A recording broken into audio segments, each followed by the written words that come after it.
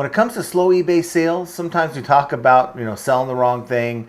I think sometimes we blame it on eBay, but are YouTubers the problem? Am I the problem? Are other creators the problem? So let's talk about that here on the other side. So without any further ado, let's go. Hello everyone, welcome back to the channel. This is John from Flippin' Ain't Easy. And yeah, you got that right. Are eBay YouTubers the problem for your slow sales? That was a legitimate post that was put on my video that I did last week, but I've seen this kind of a comment before. And initially, my first thought was more on line of just being a smartass about it, if I'm being 100% honest with you. Because I have my perspectives on this, but not everyone thinks alike. So the comment that I'm talking about in particular was one by a viewer named gmover1. And his comment was, let's do this in reverse, guys. The number one reason YouTubers get on resellers' nerves, they talk too much and destroy honey holes.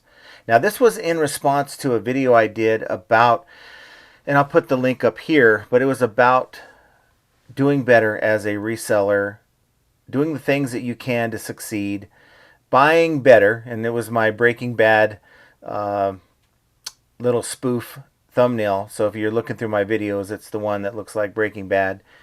One of my favorite shows, by the way. And in that video, I was kind of talking to people about, when they go to yard sales, they need to maybe pass on the crap that they're used to buying. A lot of good tips in that video, so if you haven't watched it. But essentially, it moved gmover1 to write up a little message like that. So I replied and I said, okay, I will bite. How am I destroying your honey hole? Okay. And here's the reply. Simply by talking to 40 to 50,000 people in your videos, that is like sending a 5,000 man army to look for honey holes in every state on a daily basis. All it takes is for one of them to show up, then it is all downhill from there. I've seen it happen so many times, it is not sustainable. Think about it mathematically. I don't even think eBay can keep up half the time, and that is why the site is jumbled. You got people out there killing themselves listing 100 items a day in hopes to make a sale. Entire categories have been trashed and driven down to nothing due to weak hands in the market, worried if they're going to get their money back fast enough on their investment. YouTubers heavily underestimate how much power their mouths have in this business and how hungry people really are. You ever watch a YouTuber's auction on Whatnot? The followers are brainwashed. Nobody in their right mind would pay those prices for some of those things. YouTubers have the spotlight, but are completely blind as to what is going on. LOL, yet you have the nerve to tell resellers what they're doing wrong. LOL, come on, man. Think before you talk. So, my initial question is to you guys, what do you think? What do you think about that? I don't think this gmover1 is alone in their feelings, but I tend to think this. Look, you guys know I had a pretty good summer. Others did not. Okay, the common denominator between my secondary store, which was horrible, and a lot of the stores that I see when people ask me to review their stores because they're not getting sales, is the type of items that they're selling. So, and in fact, in changing over in my main store, going from more desirable, higher end, higher ASP kind of items to sell, making that change from the crap really got me thinking that, wow, this is the answer. And the type of person I am, I want to share that information with others. I want to help people. That's the reason why I have this channel. Now, am I out to destroy your honey hole? No, I'm not. And I think I'm speaking on behalf of most, if not all, YouTubers out there in this genre. We're not out to destroy your honey holes either. Okay, I think if anything, if you review a lot of these channels, even some of the ones I've been critical of, they're trying to be helpful. Okay, now maybe they're not providing all the help. Maybe that help is pointed towards some monetary gain on their behalf, and that's been a big criticism that I've had in the past. But at some point, most of these videos are helpful. They're designed to help people. Now, I understand that maybe as a result, nobody is trying to ruin your honey hole, but as a result of all these videos, it gets people interested in the idea of reselling and trying to make a living doing that. And as a result, instead of that person working their 9 to 5, they're out at the bins. And now your experience, because you've been doing this for years, is one where you can't get the same kind of things that you used to get. You're having a harder time getting through the crowds of people at yard sales, and it's becoming very frustrating. Okay? But we're all going through that. Now, if you kind of put this on a larger scale, YouTube is filled with how-to videos, people helping others, whether it's fishing, whether it's daily lifetime how-to videos, how to cook, different things like that. And it's a very, very good resource to try to learn something new.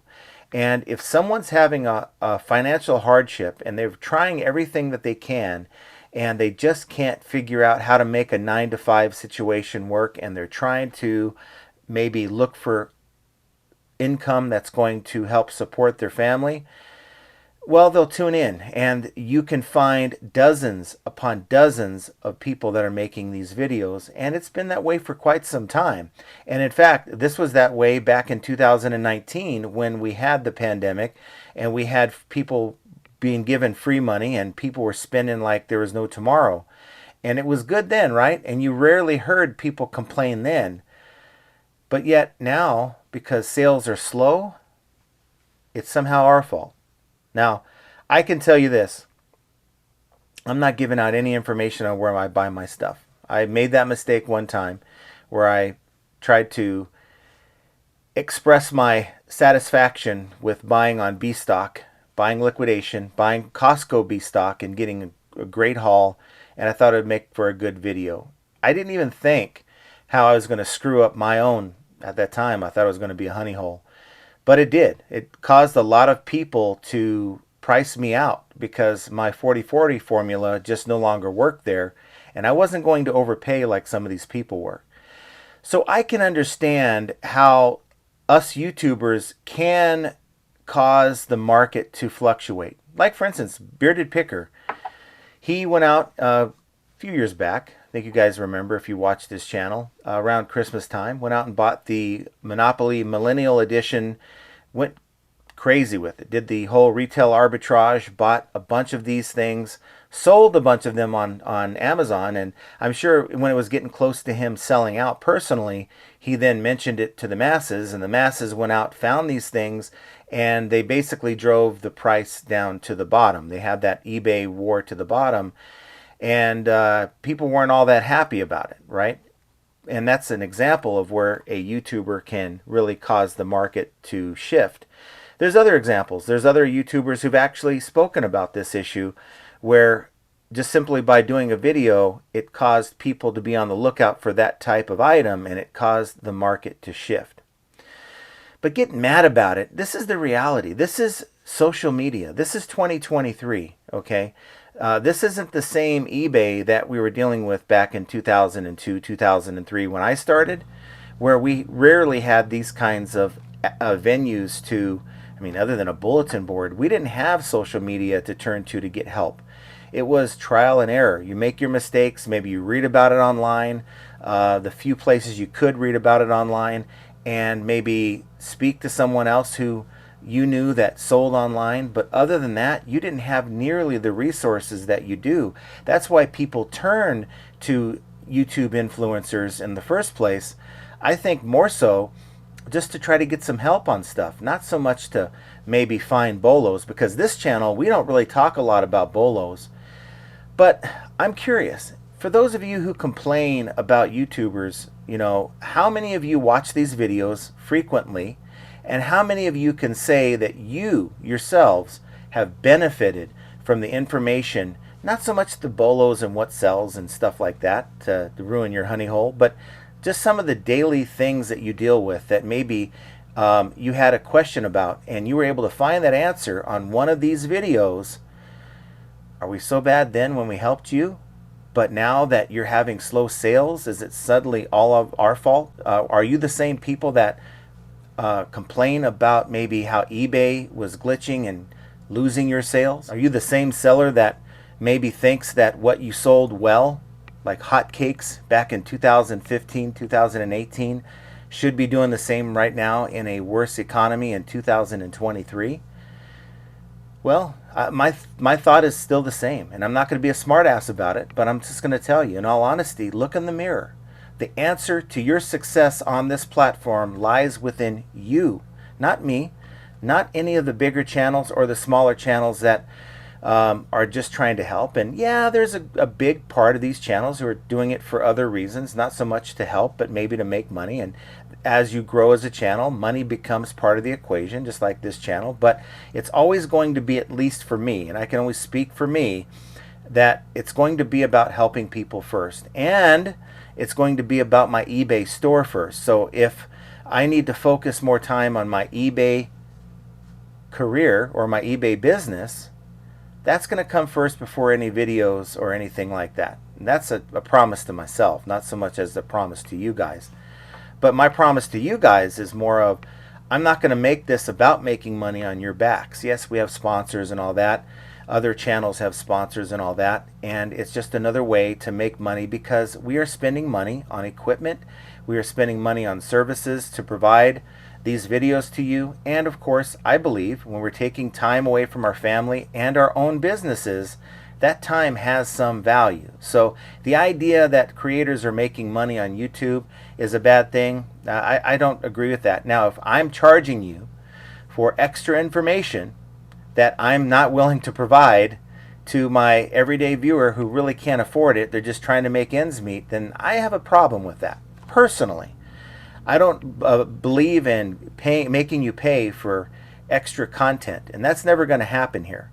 You know, whether we sell merch or end up doing some kind of a weird membership thing or have sponsors on the program, that's all to kind of compensate for the time and energy we put into these videos. So we're not villains. Most YouTubers, 99% of the YouTubers out there who talk about eBay have good intentions, in my opinion, okay? And you can be selective about who you trust. And that's what my message has been. Be selective about the channels you watch. Look at their stores. See how they're doing.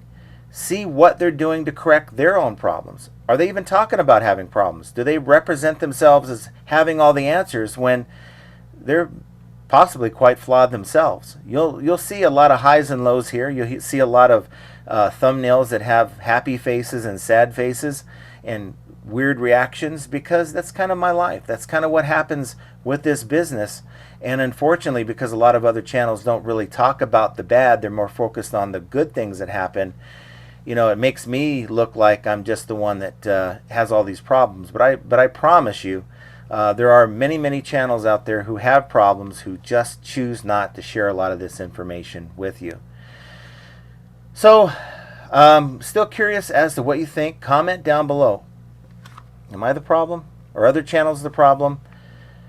I'd hope not, because I hope that most people would appreciate the time and effort that content creators take out of their day, away from their family, away from their business, to try to get this information out to the masses. Hopefully that's appreciated.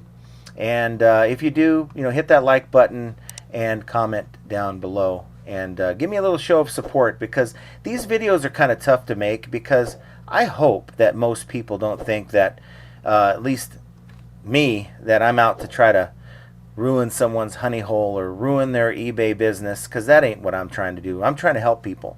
But there's a lot of people that need help, and I can't do a whole lot to fix the fact that people are getting more and more interested in finding ways to supplement their income. And unfortunately, what you're going through with more people trying to grab up the things you're trying to buy to resell, it's kind of the side effect of these videos that probably have helped you in the past and probably are continuing to help you with your business. Finding the reason why your sales are slow, maybe it's eBay's fault, maybe it's the items you're selling, or maybe it's even my fault, is yet another example of how flipping ain't easy. And I want you to check out one of these videos here, and we will talk to you guys very soon.